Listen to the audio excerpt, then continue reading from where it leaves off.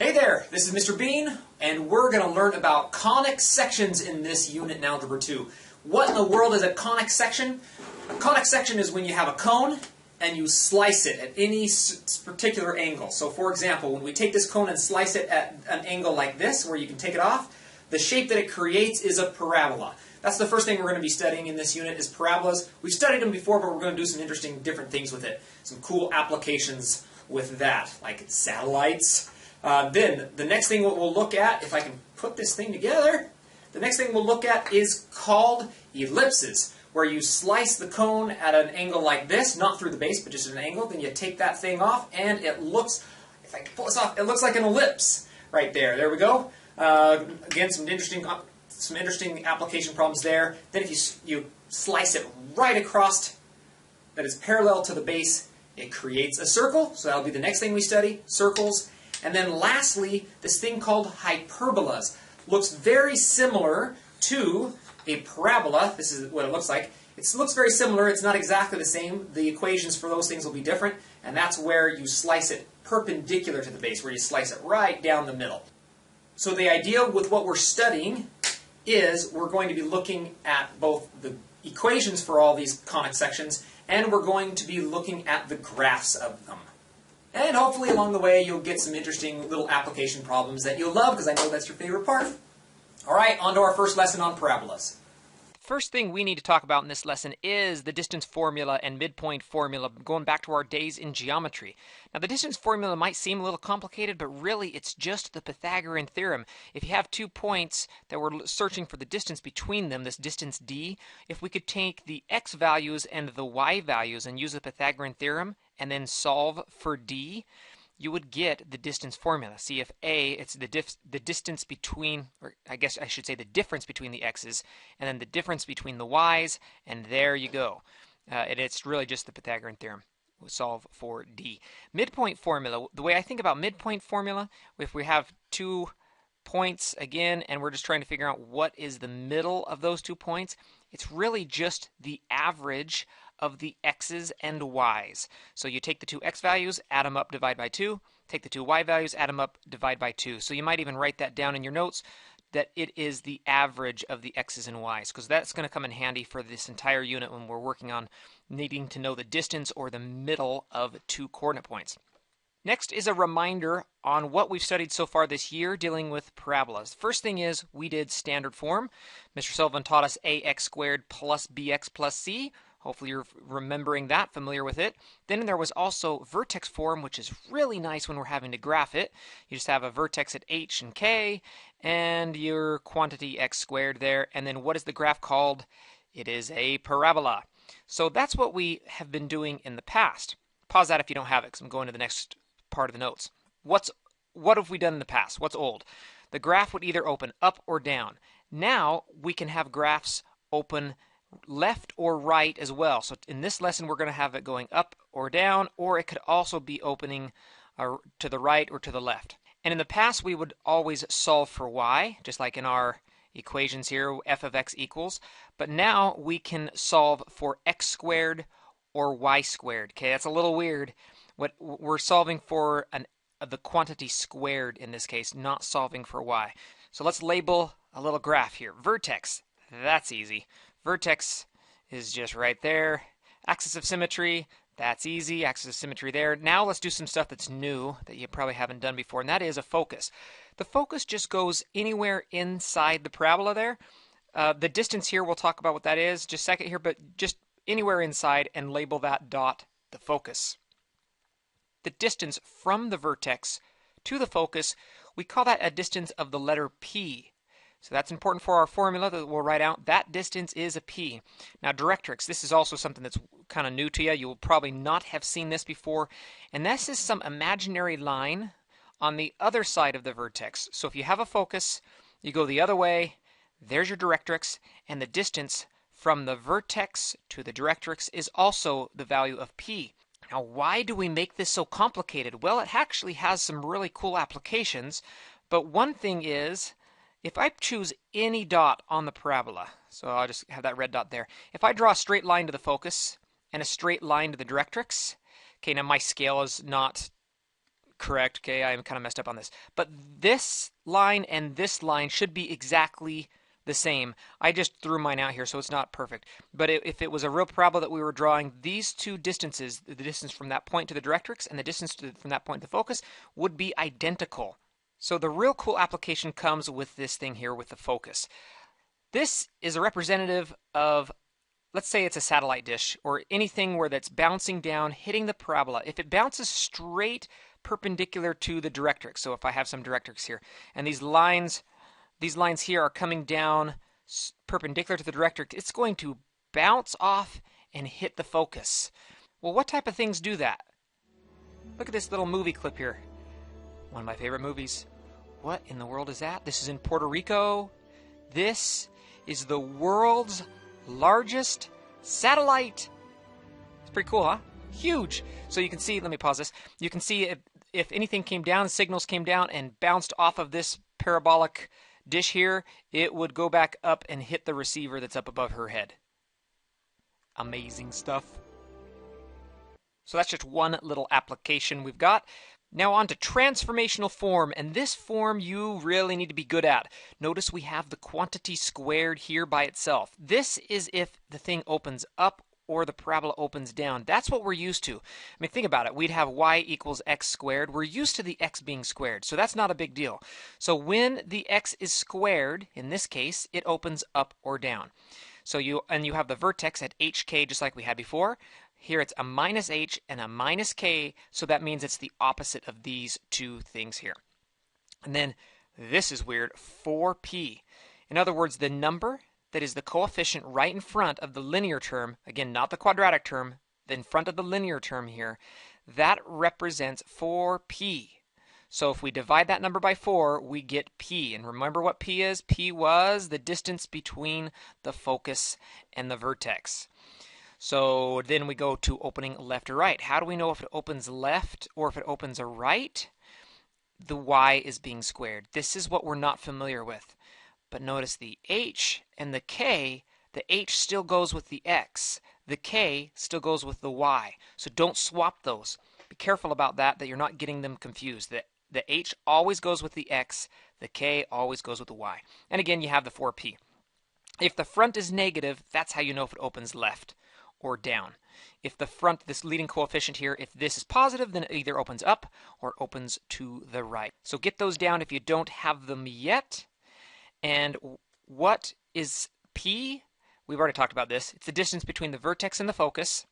It's also the distance between the vertex and the directrix. What is the distance between the focus and the directrix? What I'm talking about here is you have some focus, you have a directrix, some imaginary line. What is that entire distance?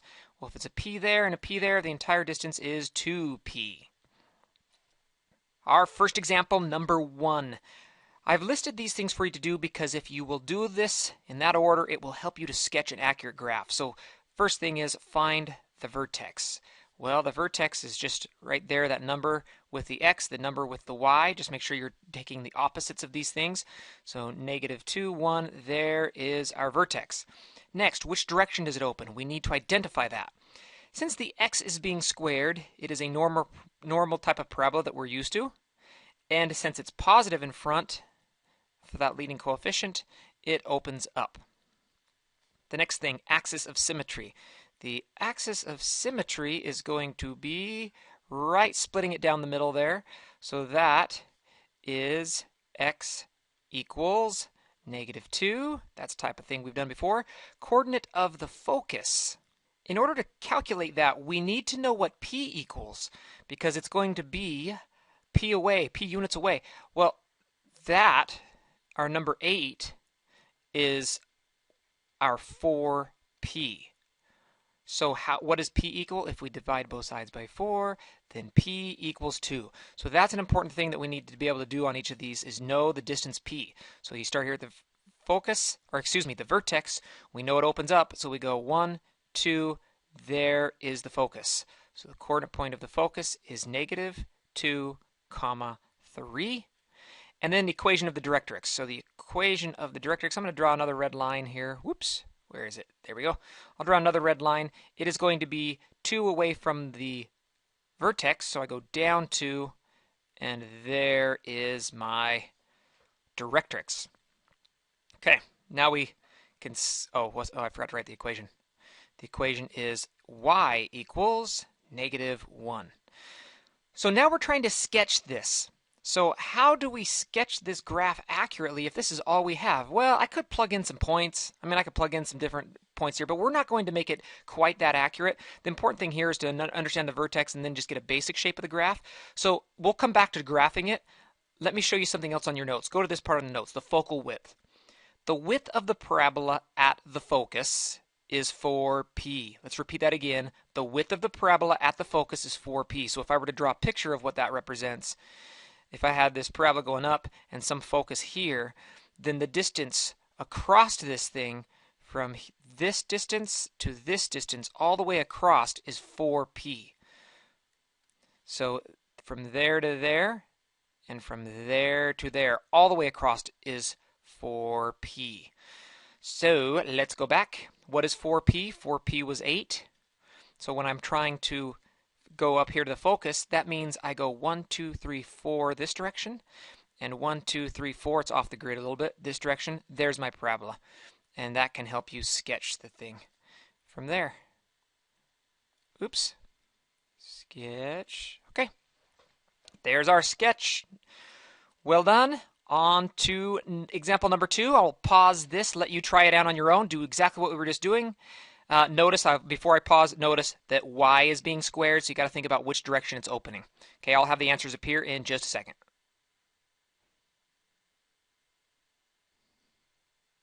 Okay, there's your answer. Should be a parabola opening up to the left. There's lots of places that we could be making mistakes here, so be very careful. Like, for example, the vertex was 4, -1, because you had to start with the x value. It had to open left because y is being squared, and the 4p is negative.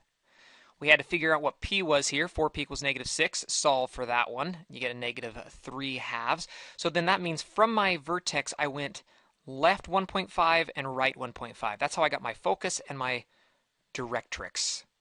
Okay, and then where did I get these points from? That was my 4p. Since my 4p was a 6, or -6, I went 3 up and 3 down to get my focal width. Okay, so look through that one, pause it, see if that one makes sense. You might need to ask some questions or star that one for your teacher if this one doesn't make any sense to you. Before I do the next example, I want to show you a little clip I made a few years ago with a flashlight. I know I'm being kind of dorky in here, but it's interesting stuff. So I have here the flashlight. I've taken off the head of the flashlight here, and we're going to look at, as I take this apart, I'm going to see inside there is a parabolic mirror. And you can see the little light bulb that I'm going to pull out there. And so there is the gap inside the mirror. And you have this mirror image. What will happen is, with that light bulb, if I stick that back up inside there, that light bulb is the focus of the parabola. So the light that shines straight to the mirror will then bounce directly off and come straight out. And that's how a parabolic mirror works. You can see here my light that's shining against a wall, and that dark spot that's right in the middle, that is because of the bottom of the parabolic mirror, where the vertex is. That's the gap in the mirror spacing, so that it's holding the light bulb.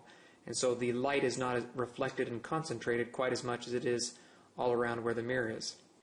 Now really, how cool is that? I mean, you got a flashlight that you use you've probably used that a dozen times, 100 times, whatever, camping trips, and it's using parabolas and you didn't even realize it, these crazy equations. Let's go on to number 3 and 4, and for these problems you will have to create the equation given some information here, like maybe a vertex, a focus, maybe I'll give you the directrix, some different information.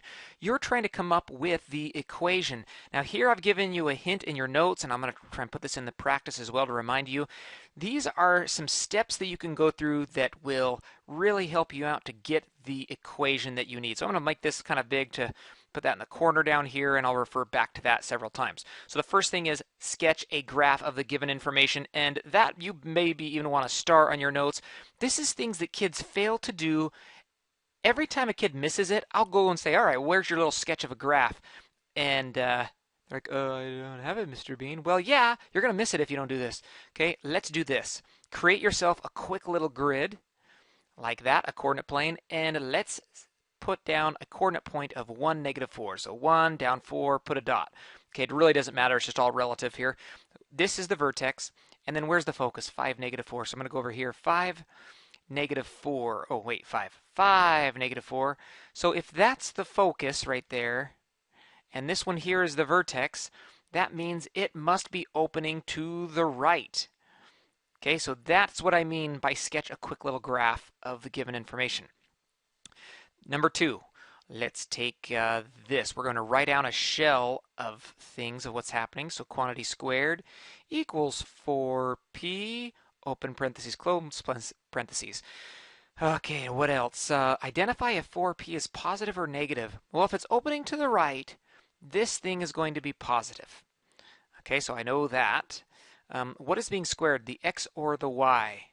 If it's opening right or left, from the notes before, we know that y is going to be squared. So we can plug in a y there and an x there, since the y is being squared.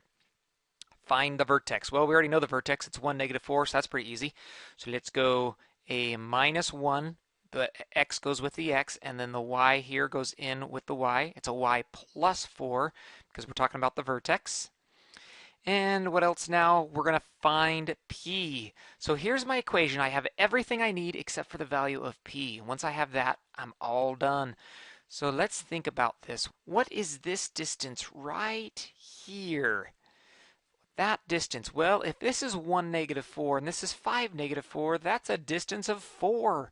See, from 1 to 5, that's a distance of 4. So you just got to think about what's the distance there. Just think common sense here with the coordinate points. So that means that my value of p is 4. Now that I figured out what p is, I just plug it into my final equation, and I am done. So let's go here. My final equation is y plus 4 quantity squared equals, plug in a 4 there, I'm going to get a 16x minus 1. And then let's just double check and make sure that if it's positive or negative, it is opening to the right, so it is positive. So this is a positive right there. That's just this thing, double check positive or negative, okay? Not too bad if I've got these steps here for you, hopefully, and as if you do enough of those, it will become a little bit of second nature. So we're going to try number 4. I've got the steps again that you can remind yourself of. So you're going to pause the video now, try and sketch this information that you're given, and see what you come up with. Okay, I decided to only go this far because I wanted to make sure that you get correctly written out the vertex. So what I've done here is I've written out what they've given us, -3, -6. There's the focus, and that's the key here. It's the focus, not the vertex. Be careful about that. Missed problems on mastery checks come from that. And then y = 1 is the directrix. So the vertex has to be right in between these values. So what in the world is the vertex? Well, the vertex right there, that V vertex, is going to have the same x value as the focus. So we can say that the vertex is at -3, comma. How do we get the y value of the vertex? You want to go halfway in between these two things, which really means you're going to take the average. So we just say -6 plus 1, because that's the y value here and the y value here. You add them up and divide by 2. That's how we get right in the middle. It's the average of the two. So the vertex is -3, comma, what's this? -5 halves. That is the vertex right there, or -2.5 if you wanted to do it that way instead. So then we can come over here to the vertex and you say x plus 3 and y plus 5 halves. Okay, we're getting there. Now you just need the value of p. So what is the value of p? What's this distance right here from that vertex to the focus? If that focus has a value of -6 and this one has a value of -2.5, how far apart are those two numbers? Well, you just have to subtract them.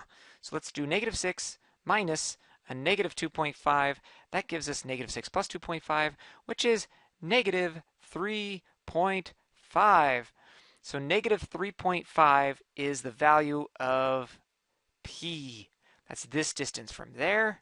I'm going to use a different color, not throw you off. That distance right there. So you can just subtract the two numbers and you get the value of p. So p is -3.5. Now the thing is we want to do 4p. So if you multiply this by 4, so what does 4p equal? 4p is, double that, I get 7. Double it again, you get 14. So 4p is a 14. So let's go to my answer. It is x plus 3. And the x is squared again. Why? Because it's opening down. And because it's opening down, this has got to be a negative. The 4p is negative 14. And then y plus 5 halves. And then the final step is just double check if your 4p is positive or negative. Okay, we're done. You made it through your first lesson on conic sections. Nice job. Rock that mastery check, and I'll see you back in the next lesson. This is Mr. Bean, and I'm going to give just a little... And, welcome back. We're going to do another lesson in Algebra 2. You make it again. Okay, all right. Back to Algebra 2 lessons on conic sections. We're going to start learning about conic sections. The way this works, and you slice it at an angle, and then when you... Ooh, very good. Thank you, Mr. Bruss. Wait. I'm not really doing anything. Don't even get the pie there. Just get your head. I know. Well, yeah, I could do that. I could take out... Yeah. Or what if an octopi, like, across the screen? It floats. He's gonna spend 8 hours editing this. It's gonna be a 30-second clip. This is what you behind you. Coming after Yeah, you. coming after you. I just need a copy of this without anything behind it. I want the straight up unedited version. My videos will be funny.